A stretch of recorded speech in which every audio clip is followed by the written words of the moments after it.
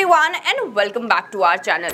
अगर आप as a new investor अपने लिए एक सही म्यूचुअल फंड चूज करने जा रहे हैं तो आपको काफी ज्यादा प्रॉब्लम हो सकती है, क्योंकि इतने सारे म्यूचुअल फंड कैटेगरीज हैं, उसके अंदर बेस्ट फंड चूज करना it is not going to be easy and that is why we have come up with a video for you, जिसके अंदर हम आपको बताएंगे कि एज अ बिगनर आप कैसे अपने लिए एक सही म्यूचुअल फंड को चूज कर सकते हैं, that too in just 2 simple steps. पहले स्टेप के अंदर हम ये जानेंगे कि कैसे आप अपने लिए एज अ बिगनर सही म्यूचुअल फंड कैटेगरी को चूज कर सकते हैं और आपको सही कैटेगरीज भी बताएंगे, और दूसरी स्टेप के अंदर हम ये जानेंगे कि इन सही कैटेगरीज में से आप अपने लिए बेस्ट फंड्स को कैसे चूज कर सकते हैं। So if you are a beginner starting off their journey in the mutual funds, keep watching the video till the end. और अगर अभी तक आपने हमारे चैनल को सब्सक्राइब नहीं किया है तो प्लीज हमारे चैनल को सब्सक्राइब कर लीजिए, बेल आइकन को प्रेस कर दीजिए ताकि ऐसी वीडियोस की नोटिफिकेशन आपको मिलती रहे। और अगर आप इन्वेस्टमेंट करना चाहते हैं लेकिन आपके पास डीमैट अकाउंट नहीं है तो डिस्क्रिप्शन में लिंक दिया गया है, आप जाकर वहां से फ्री में अपना डीमैट अकाउंट ओपन करवा सकते हैं। तो चलिए जल्दी से वीडियो को स्टार्ट करते हैं और डिस्कस करते हैं हमारा 2 step approach for a mutual fund beginner to start off their journey in the mutual fund industry. तो सबसे पहला हमारा स्टेप है एक सही म्यूचुअल फंड कैटेगरी को चूज करना। अगर आप एक बिगनर हैं तो आपके लिए ये 3 सही म्यूचुअल फंड कैटेगरीज कौन सी होंगी?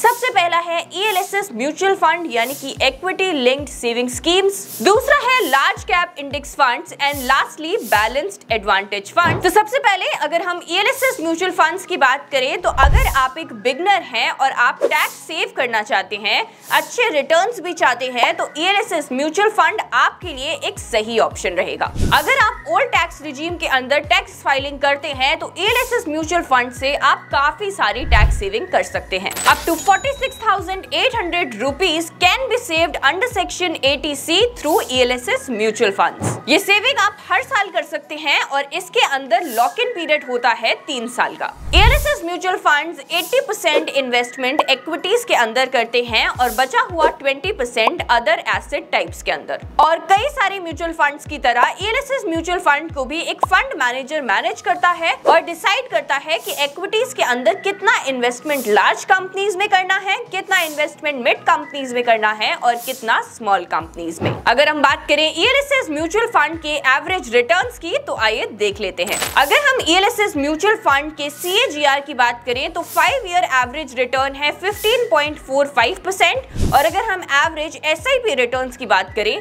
तो ये है 18.8%। अब चलिए एक एग्जाम्पल के थ्रू समझते हैं कि अगर आपने 10,000 रुपए ELSS फंड में 5 साल के लिए इन्वेस्ट करे होते तो कितना अमाउंट आपको मिलता। तो अगर आप 10,000 रुपए की मंथली SIP 5 साल के लिए करते हैं तो आपका इन्वेस्टेड अमाउंट होगा 6 लाख रुपीस, जिसमें आपको एक्सपेक्टेड एवरेज रिटर्न्स के हिसाब से 3.93 लाख के गेन्स होंगे, तो आपका फाइनल कॉर्पस हो जाएगा 9.93 लाख। साथ ही अगर आपने 2018 के अंदर ELSS म्यूचुअल फंड्स में 1 लाख रुपए इन्वेस्ट किए होते तो 2023 में 2.05 लाख हो जाते। मतलब एज अ बिगनर अगर आप टैक्स सेविंग करना चाहते हैं और अच्छे रिटर्न्स चाहते हैं तो ELSS म्यूचुअल फंड्स आपके लिए बेस्ट पिक रहेगा। चलिए बात करते हैं हमारे नेक्स्ट म्यूचुअल फंड कैटेगरी की, which is large cap index funds. ऐसे न्यू इन्वेस्टर्स जो कि टैक्स सेविंग नहीं करना चाहते लेकिन एक safe and secure mutual fund चाहते हैं जिसमें उनको एवरेज रिटर्न्स अच्छे मिलते रहे, तो लार्ज कैप इंडेक्स फंड्स उनके लिए एक अच्छा पिक हो सकता है। ये एक काफी सिंपल म्यूचुअल फंड कैटेगरी है जो कि सेंसेक्स और निफ्टी 50 के रिटर्न्स को रेप्लिकेट करती है, जिसका मतलब है कि ये उन्हीं कंपनीज में इन्वेस्ट करते हैं जो कि सेंसेक्स और निफ्टी 50 के अंदर आते हैं। और जैसे कि आपको पता है कि निफ्टी के अंदर top rated 50 large cap companies होती हैं जो कि वेल एस्टैब्लिश्ड हैं और जिनका एक प्रूवन ट्रैक रिकॉर्ड होता है, ऐसी कंपनीज के अंदर large cap index funds invest करते हैं। Large cap companies economic slow down और मार्केट फ्लक्चुएशन से कम इफेक्ट होती हैं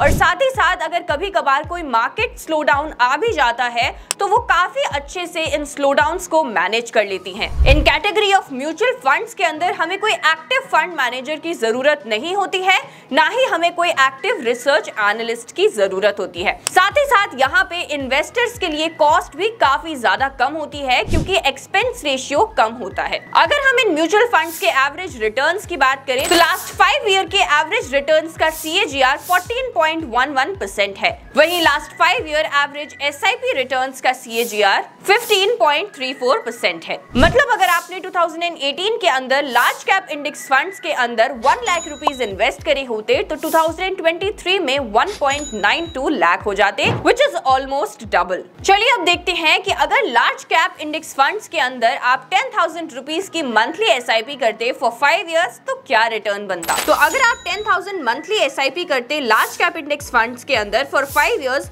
तो आपका इन्वेस्टेड अमाउंट 6 लाख रुपीस होता, जिसमें गेन्स होते 3 लाख रुपीस और आपका फाइनल कॉर्पस 9 लाख रुपीस बनता। तो अगर आप एक नए इन्वेस्टर हैं जिन्हें एक ऑल इक्विटी म्यूचुअल फंड चाहिए लेकिन बहुत ज्यादा रिस्क नहीं लेना चाहते तो लार्ज कैप इंडेक्स फंड के अंदर इन्वेस्टमेंट कर सकते हैं। और अगर आप एक ऐसे नए इन्वेस्टर हैं जिनका गोल टैक्स सेविंग करना नहीं है लेकिन वो एक ऑल इक्विटी म्यूचुअल फंड के अंदर इन्वेस्टमेंट नहीं करना चाहते तो उनके लिए बैलेंस्ड एडवांटेज फंड्स काफी अच्छा ऑप्शन रहेगा। बैलेंस्ड एडवांटेज फंड सिर्फ इक्विटी नहीं बल्कि इक्विटी और डेट दोनों के अंदर इन्वेस्ट करते हैं। मतलब यहाँ पे डाइवर्सिफिकेशन काफी ज्यादा होता है। अगर इन केस इक्विटी मार्केट नीचे चला जाता है तो आपके रिटर्न्स नेगेटिव नहीं होंगे क्योंकि कुछ पोर्शन डेट के अंदर भी इन्वेस्टेड होगा। और इसी तरीके से जब मार्केट ऊपर चली जाती है तो ये म्यूचुअल फंड्स इक्विटी के अंदर ज्यादा इन्वेस्ट करते हैं, वहीं अगर मार्केट नीचे चली जाती है तो ये इक्विटी के अंदर अपनी इन्वेस्टमेंट्स को कट करके डेट्स के अंदर इन्वेस्टमेंट को इंक्रीज कर देते हैं। इससे रिस्क कम हो जाता है और आपके रिटर्न्स नेगेटिव नहीं होते हैं even if the market is slowing down. ये फंड्स एक काफी सही ऑप्शन रहेगा उन इन्वेस्टर्स के लिए जो मार्केट डाउन ट्रेंड से काफी ज्यादा परेशान हो जाते हैं और पैनिक करने लगते हैं। अगर हम इन फंड्स के एवरेज रिटर्न्स की बात करें तो 5 ईयर एवरेज रिटर्न्स का CAGR है 10.37%। वहीं 5 ईयर एवरेज SIP रिटर्न्स का CAGR है 12.65%। मतलब अगर आपने 2018 के अंदर इन फंड्स में 1 लाख रुपए इन्वेस्ट किए होते तो 2023 में ये 1.62 लाख हो जाते। चलिए अब देख लेते हैं कि अगर आप इन फंड्स के अंदर 10,000 रुपीस की मंथली SIP करते हैं फॉर 5 इयर्स तो कितना कॉर्पस बनेगा। तो अगर आप इन फंड्स के अंदर 10,000 रुपीस की SIP पर मंथ 5 इयर्स के लिए करेंगे आपका इन्वेस्टेड अमाउंट 6 लाख रुपीस होगा और अगर इनके एवरेज रिटर्न्स को देखें तो आपको 2.4 लाख रुपीस के गेन्स होंगे और आपका फाइनल कॉर्पस बनेगा 8.4 लाख रुपीस। मतलब अगर आप एक ऐसे इन्वेस्टर हैं जो कि मार्केट में सेफ खेलना चाहते हैं और मार्केट डाउनफॉल से परेशान नहीं होना चाहते तो बैलेंस्ड एडवांटेज फंड में इन्वेस्ट कर सकते हैं। चलिए अब हमने फर्स्ट स्टेप की बात तो कर ली कि एज अ बिगनर कौन सी म्यूचुअल फंड कैटेगरीज आपके लिए बेस्ट रहेंगी और आप उन्हें पिक कर सकते हैं। अब बात करते हैं हमारे सेकंड स्टेप के बारे में कि इन म्यूचुअल फंड कैटेगरीज के अंदर बेस्ट फंड्स को कैसे फाइंड आउट किया जाए। Then it is quite easy क्योंकि इन म्यूचुअल फंड कैटेगरीज के अंदर आपको ऐसे फंड्स को फाइंड आउट करना है जिन्होंने कंसिस्टेंटली रिटर्न्स दिए हैं और मार्केट डाउनफॉल्स के अगेंस्ट इन्वेस्टमेंट्स को प्रोटेक्ट किया है। जो फंड्स मार्केट वॉलेटिलिटी के अगेंस्ट इन्वेस्टमेंट्स को अच्छे से प्रोटेक्ट कर लेते हैं वो अक्सर कंसिस्टेंट रिटर्न्स देने में सक्सेसफुल रहते हैं और आपको ऐसे ही फंड्स को चूज करना चाहिए। इसके लिए आप काफी सारे फंड्स के रिटर्न्स को कंपेयर कर सकते हैं और उनका पास्ट परफॉर्मेंस भी देख सकते हैं। So that was it for today's video. I hope अगर आप एक बिगनर हैं तो आपके लिए ये दोनों स्टेप काफी ज्यादा हेल्पफुल रहेंगे अपने लिए एक सही म्यूचुअल फंड चूज करने में। वीडियो पसंद आया हो तो इसे अपने फ्रेंड्स एंड फैमिली के साथ शेयर करिएगा, हमारे चैनल को सब्सक्राइब करिएगा। Thank you so much for watching. I will see you in the next video.